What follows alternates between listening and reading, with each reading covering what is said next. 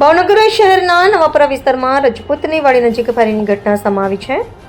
આ વિસ્તારમાં ખળબળાટ મચી ગયો છે। સૂત્રો પાસેથી મળતી માહિતી મુજબ વલી હાલારી સાથે સંકળાયેલા લોકો દ્વારા ફાયરિંગ કરવામાં આવ્યું હોવાનું કહેવાય રહ્યું છે।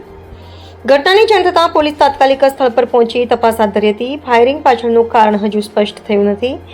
આ ફાયરિંગની ઘટનામાં કોઈને ઈજા થઈ નથી। સ્થાનિક લોકોમાં ભયનો માહોલ જોવા મળી રહ્યો હતો।